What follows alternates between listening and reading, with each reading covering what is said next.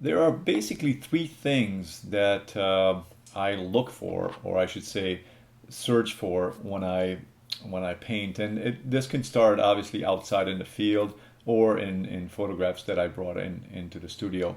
But obviously, the picture has to be taken outdoors for landscape photography. I mean, for landscape painting. So it is really, really key to have a few things in order when you're taking your photo references.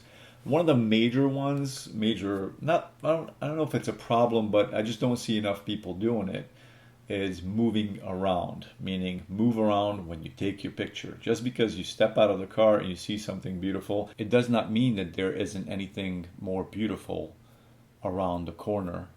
So I'm going to demonstrate to you this general area here that I took these pictures in, that there was sort of more than meets the eye. And I'm going to open my, let's see, I'm going to find my layers here. Open my layers in 1 second. But even before I do that, I'm going to just, here we go, it popped up. That's what I was looking for. I'm going to do this. This was the first image I saw. I really liked the light back here. It was so beautiful, so soft against this really, really dark shape in the front. It was a great contrast. So that sort of attracted me to it. The beautiful light back here and the contrast of this tree against, the back area here. So, but what I did, I started walking around the image, and all of a sudden, as the light was dipping even more, as you can go back a little bit here, a little bit more light, a little bit less light, and also the way the camera into this area here. So that's why this was sort of blown out, I call it.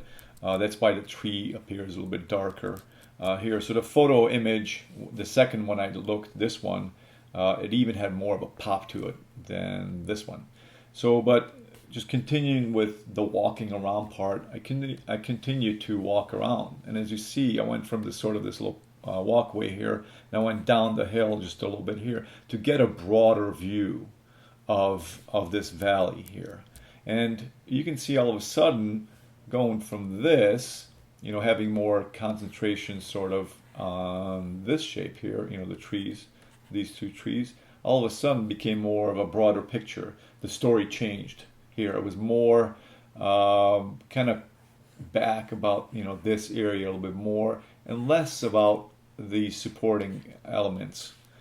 Basically became supporting elements. All those things became supporting elements. So let me go back here and do a few of these, and then I continue to walk to the left. Now I have this area of the sky showing, and the mountain is sloping a little bit here. So there's another story here. As I continued to walk, there was another story. So let me step backwards so you can see how the story is sort of changing as I move around. So again, I think it was getting a little bit darker too. As you can see, the shadows getting a little bit longer.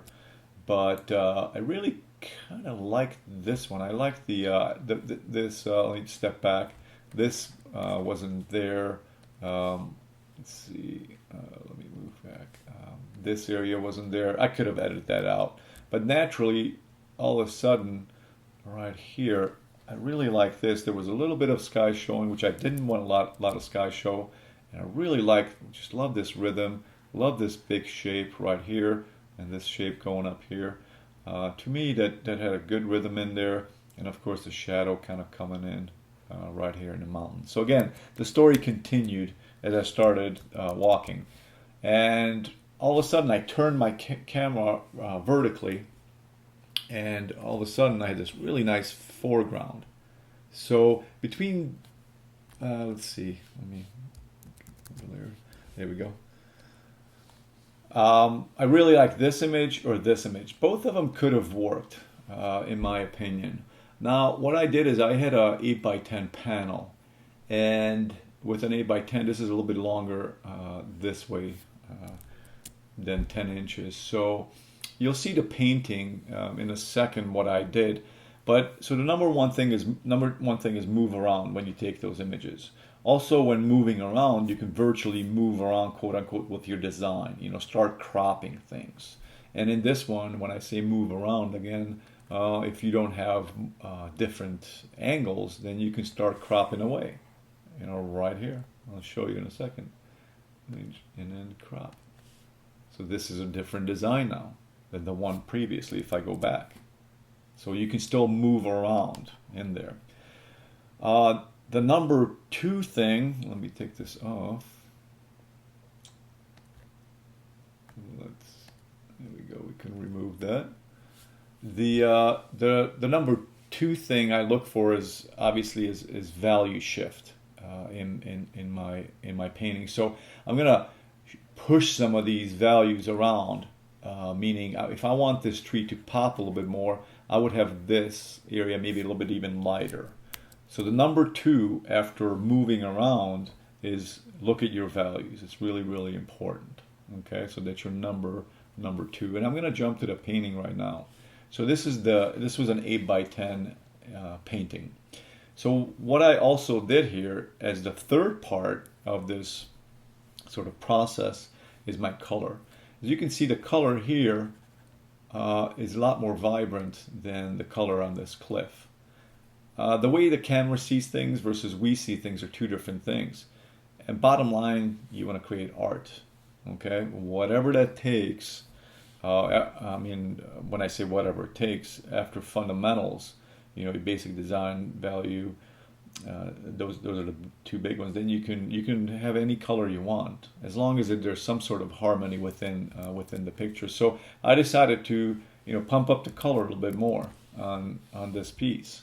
I think it just sort of needed it, and I stuck with this as far as design. I really like these shapes in here, and if you can see, that's right here and sort of there.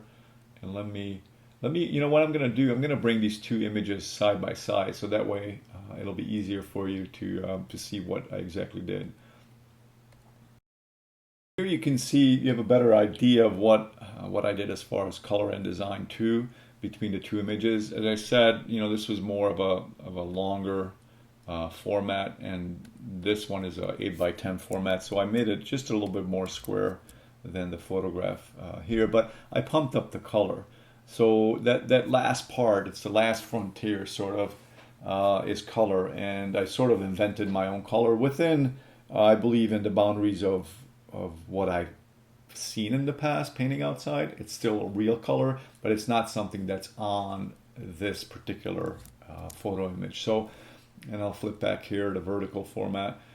Again, either of these could have worked, but what I hope after this video, you just don't walk up on a scene, snap the picture, and then move on to the next area.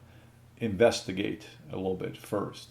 Okay, when you get it back to the studio, look around, look at those photo references, study them, pick the best one to your liking. You can still crop them, and then play with the values. As you can see, the value here on this tree is way too dark.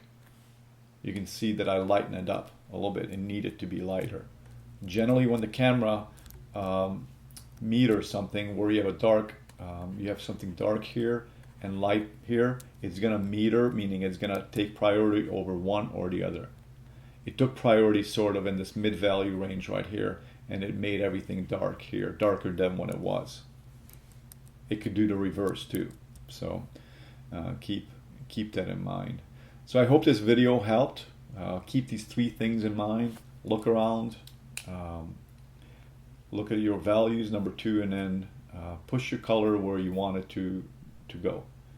It's painting, it's art, it's not a photograph, and that's what makes you. It's your own color pattern, and it's your own design. So good luck, and have fun with painting outside if you're painting outdoors right now, or in the studio. Have fun designing. Take care.